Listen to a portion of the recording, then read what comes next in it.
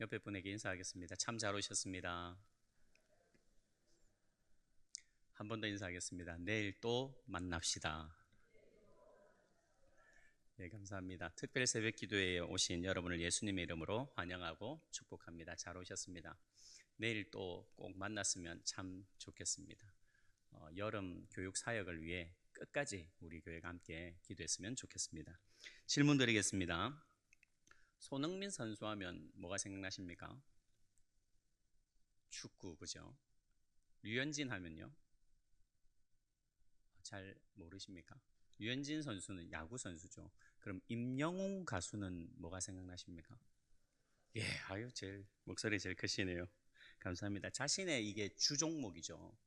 자신의 주종목, 자신의 장기라고 할 수 있습니다. 성령 하나님께도 주종목이 있습니다.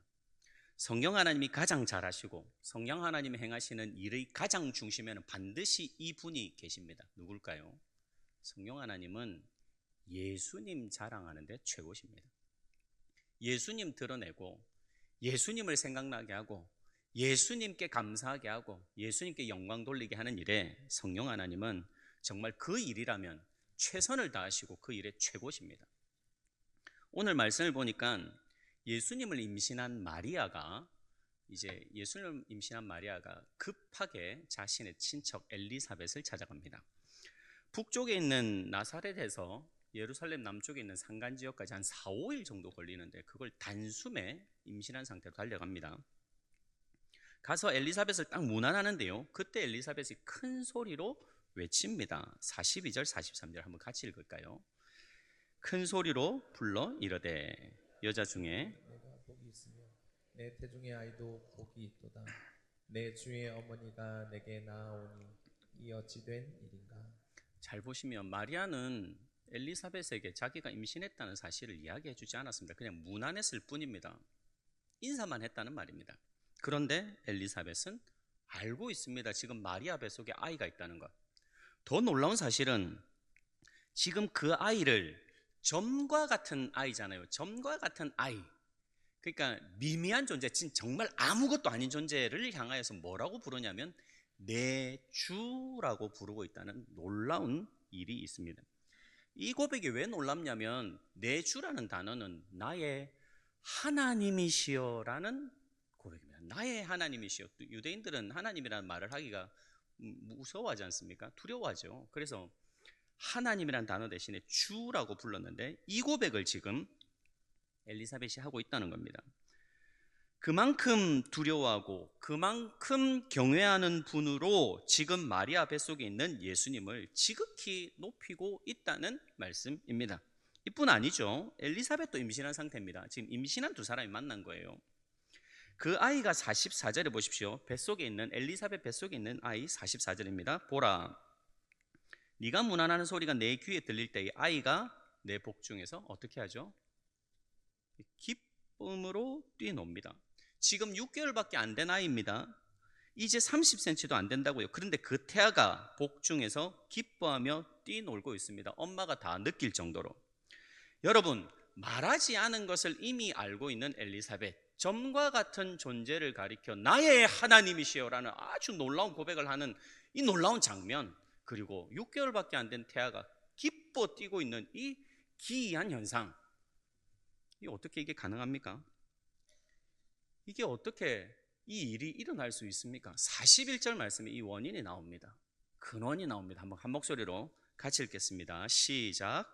엘리사벳이 마리아가 문안함을 들으매 아이가 복중에서 뛰노는지라. 엘리사벳이 성령의 충만함을 받아. 바로 성령의 충만함을 받았기 때문에 바로 엘리사벳과 복중의 태아가 성령 하나님께 사로잡히자 예수님을 알아보고요, 예수님으로 인하여 기뻐 뛰고요, 예수님을 지극히 높였다는 말씀입니다. 그렇습니다, 여러분. 이게 바로 성령 하나님의 주 종목입니다. 이게 바로 성령 하나님이 가장 즐거워하시는 일입니다. 그렇게 기다리고 기다리던 구원자 예수님이 오셨으니 성령께서 어찌 가만 계실 수 있습니까? 이처럼 성령 하나님은 예수님이면 충분합니다. 성령 하나님은 예수님으로 기뻐하고 예수님이 삶의 목적이시며 예수님 드러내시는 일이라면 정말 최선을 다하신다는 거죠. 그래서 요한복음 16장에 진리의 성령이 오시면 그가 내 영광을 나타내리니 그랬고요. 요한복음 14장에는 보혜사 곧 아버지께서 내 이름으로 보내실 성령 그가 너희에게 모든 것을 가르치고 내가 너희에게 말한 모든 것을 생각나게 하리라 라고 그랬습니다. 성령 하나님은 자기 영광 드러내지 않습니다. 성령 하나님은 자기의 말을 하지 않습니다. 오로지 예수님의 영광, 오로지 예수님의 말씀, 오로지 예수님 높이는 것, 이 일을 하신다는 거죠. 여러분, 성령님 일하시면, 성령님이 충만히 임재하시면 예수님이 높임 받으시고 예수님이 영광 받으심을 믿으시기를 간절히 소원드립니다. 여러분, 이번 여름 교육 사역이 이랬으면 좋겠습니다. 다른 것 원하지 않습니다. 성령 하나님이 마음껏 역사하시는 시간, 성령 하나님이 충만히 임재하셔서 예수님만 드러나시고 예수님으로 기뻐 뛰는 이런 놀라운 일이 우리 아이들에게 일어났으면 참 좋겠습니다. 이런 꿈을 우리가 꾸어야 하지 않겠습니까? 여러분, 질문드립니다. 유치부 아이들에게 성령 하나님이 역사하시면 이런 일이 일어날 수 있습니까? 유치부 아이들은 1살부터 있습니다. 다시 질문드립니다. 1살 아이에게 성령 하나님 역사하시면 기뻐 뛰는 일이 일어날 거라고 여러분은 믿으십니까? 유치부 아이들, 초등부 아이들, 사춘기를 지나고 있는 청소년 아이들, 딱딱하게 굳어가는 청년들, 이들에게 성령 하나님 찾아오시기만 하면 그들이 누구든지 반드시 예수님으로 기뻐 뛸 것을 정말 믿으시냐고요. 여러분, 혹시 안 믿는 분은 없습니까? 에이, 애들한테 가르쳐 봐야 얼마나 알겠어 라고 생각하는 분은 없으십니까? 성령의 능력을 제한하고 교사인 우리가, 어른인 우리가 먼저 포기하고 있는 건 아닙니까? 그래서 공과 공부 대충 준비하고 펼쳐보면 알거든요. 쫙 펼쳐보면 제목 나오고 성경구절 딱 읽으면 딱 감이 오거든요. 교사 딱 몇 년 하고 나면 쫙 옵니다. 기대감이 없죠. 아무것도 그냥 착 펼쳐가지고 혹시 그러고 있는 것 아니냐고 제가 여쭤보는 겁니다. 아무런 감동 없이, 아무런 간절함 없이 혹시 전하고 있는 분은 없나요? 그런 교사는 없나요? 혹시 아이들을 위해 우리가 기도하자 하면 별로 기대감 없이 그냥 습관을 쫓아 기도하고 있는 것 아닌지 여쭙고 있는 겁니다. 여러분 어떠십니까? 우리 유치부, 우리 초등 1부, 2부, 우리 청소년부, 우리 청년부 이번 여름 성경학교 여름 캠프 하기 섬김 사역 가운데 정말 여러분도 성령 하나님이 충만히 임재하시며 성령 하나님이 역사하셔서 그래서 예수님이 마음껏 드러나고 예수님으로 인해 기뻐 뛰는 이런 역사가 있기를 간절히 소망하시는지요? 성령 하나님을 우리가 기대했으면 참 좋겠습니다. 성령 하나님을 간절히 소망했으면 좋겠습니다. 그래야 우리가 그렇게 기대하고 소망하고 그렇게 기도해야, 뜨겁게 기도해야, 간절하게 기도하고 믿고 기도해야 역사가 일어나죠. 기대하지 않으면 아무 일도 안 일어나지 않습니까? 사랑하는 성도 여러분, 성령의 역사가 충만한 이번 여름 교육 사역 될 수 있도록 많이 기도해 주시고 간절하게 기도해 주시고 함께 이 날을, 이런 사건이 일어나기를 꿈꾸시기를 주님의 이름으로 간절히 소원드립니다. 하나만 더 살펴보겠습니다. 엘리사벳 뱃속에 있는 이 아이 어떻게 살아갈까요? 예수님 때문에 기뻐합니다.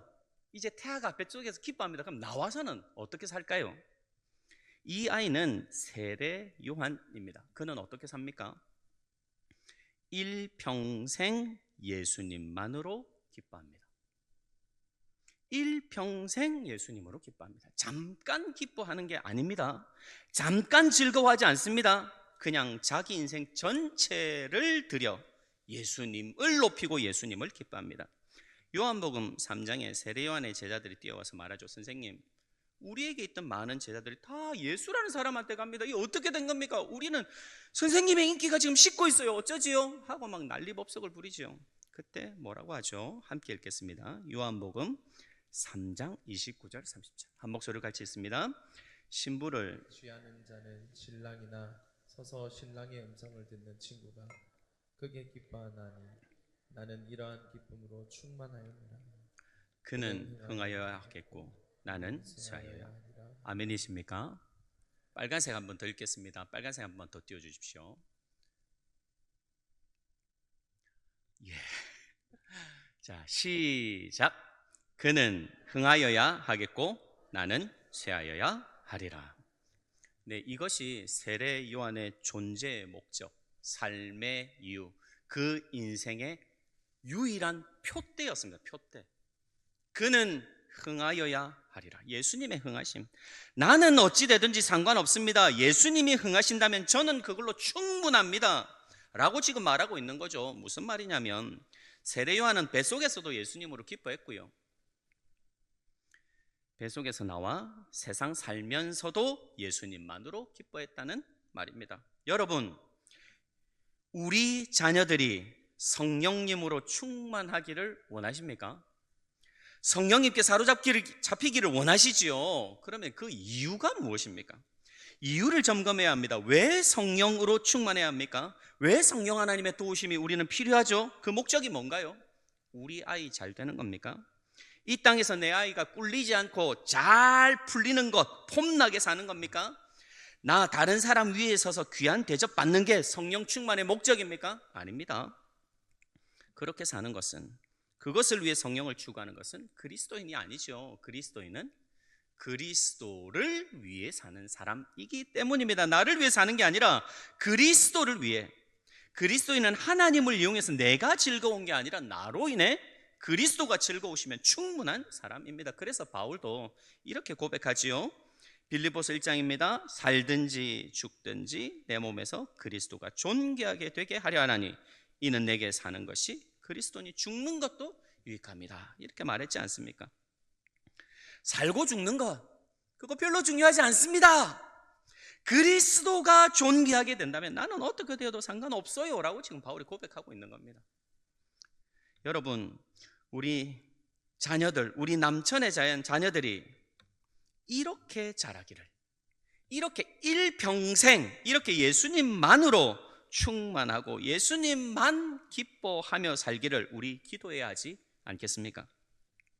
여름 성경학교나 수련회 때 잠깐 반짝하며 기뻐하는 애들이 많습니다. 잠깐, 그 순간에만 잠깐. 그러면 그게 다 된 겁니까? 절대로 그렇지 않습니다. 잠깐 반짝하다가 사라진 저의 친구들 수십 명입니다.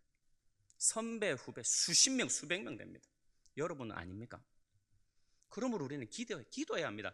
잠깐 반짝이 아니라, 잠깐 즐거워하는 게 아니라 일평생 곁눈질하지 아니하고 일평생 삶의 표대를 예수님으로 기뻐하는 것, 그렇게 살아가기를 우리는 기도해야 합니다. 말씀을 맺겠습니다. 사랑하는 여러분, 성령님이 역사하시는 이번 여름 교육 사역 되었으면 참 좋겠습니다.